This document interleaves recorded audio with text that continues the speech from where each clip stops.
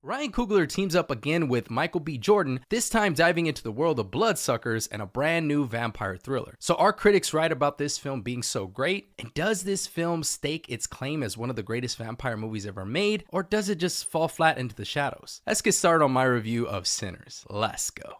From the town I like nothing, when I'm hopefuls lit. A small city or some, but mostly no one forgets. On the outskirts of where I've been, dreaming since a kid. Thought I was cursed to never see a radio hit. A Grammy the industry or something, even close. Miles outside. What's going on my beautiful people? This is Jacey, and I just got back from watching the movie Sinners. Before I do start my review, please note this will be a spoiler-free review, just in case you haven't seen it yet, currently showing in theaters. Also, please make sure to hit that like, hit that subscribe, hit that notification bell to stay up to date on more horror movies that I'm reviewing just like this. So Sinners stars Michael B. Jordan, Hailee Steinfeld, Delroy Lindo, Wunmi Mosaku, and more. Trying to leave their troubled lives behind, the twin brothers, aka Michael B. Jordan, return to their hometown to start a new life again, only to discover that an even greater evil is waiting to welcome them back. Ryan Coogler is one of those rare filmmakers who not only knows how to craft compelling, multi-layered stories, but also has a gift for blending cultures into unforgettable cinematic experiences. Now, I've been following his work ever since Fruitvale Station dropped in 2013, and as a longtime comic book fan, I was beyond excited when he was announced as the director for Marvel's Black Panther. Even after the heartbreaking loss of Chadwick Boseman, Coogler did everything he could to honor the legacy and still delivered a strong sequel in Black Panther: Wakanda Forever. And especially being impressive in releasing a film like that during a rough patch in the Marvel lineup. All that to say, this latest project has been one of my most anticipated films since the moment it was announced. And when I found out he was diving into the horror genre and incorporating blues music, that just took my excitement to a whole nother level. So Sinners starts as a slow-burning drama set in 1932 Mississippi, where twin brothers Smoke and Stack return home after living in Chicago. And of course, the twins are played wonderfully by Michael B. Jordan, who are back to help open a juke joint with their cousin Sammy. And for those who are unfamiliar with what a juke joint is, it's pretty much like a club, but way back then. So the story spends time showing the community, their personal struggles, relationships, even with some of the neighbors, all those things. So the start of this movie is a lot of world building and even backstories to characters. Oddly enough, at first, this movie felt like a family drama, but there's a creepy feeling in the background. When the vampires finally appear, it completely changes the tone in the best way possible. It honestly makes the scary moments hit even harder when they do arrive. What makes this story special is how it mixes real issues like racism with the fantasy of vampires, creating a world where being undead means finally being accepted. No matter what you look like, it's deep, powerful, and super memorable. Now, as unique as that sounds,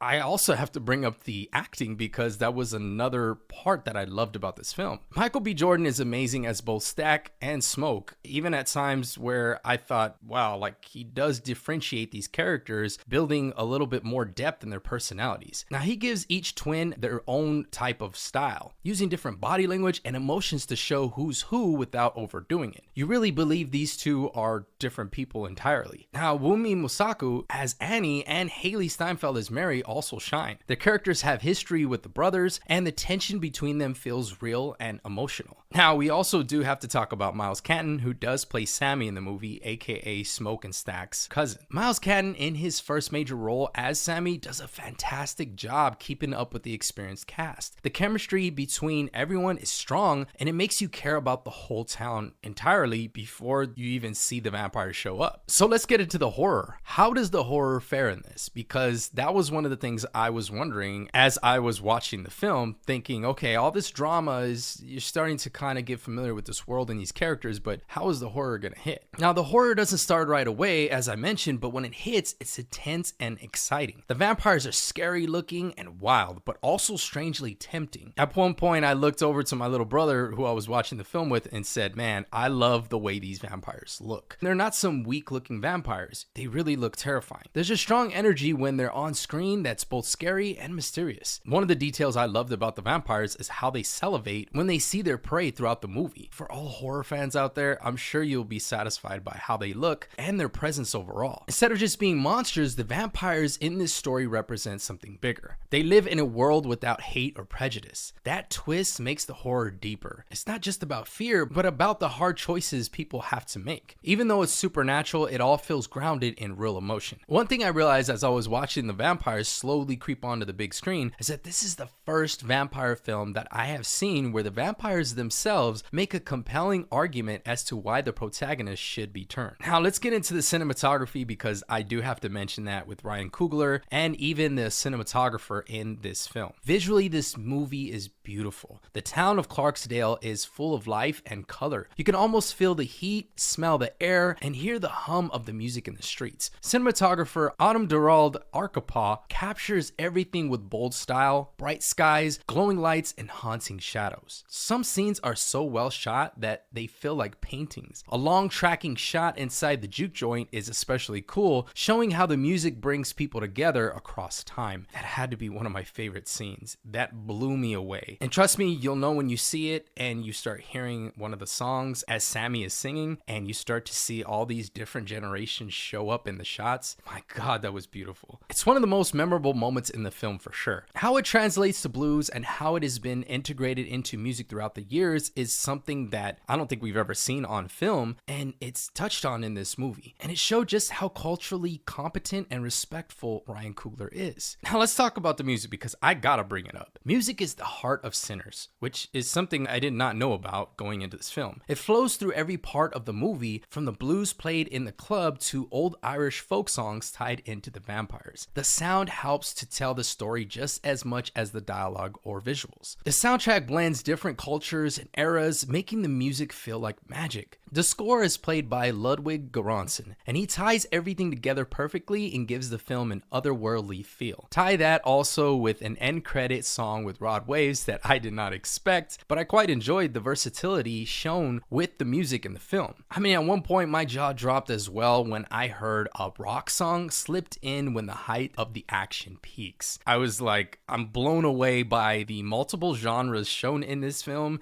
and how it was perfectly integrated in certain scenes where you feel it. And honestly, guys, I can go days and days talking about this film. Sinners is a bold and emotional mix of horror, history, and heart. It's the kind of movie that sticks with you, not just because of the scares, but because of the feelings it brings out. Ryan Coogler proves once again he can do it all, and Michael B. Jordan gives one of the best performances of his career to date. This movie is more than just another vampire story. It is a powerful, meaningful experience that deserves to be seen and felt by everyone. With all that being said, I'm gonna give Sinners 5 flames out of 5 and a Jacey Flames approved rating. Oh my God!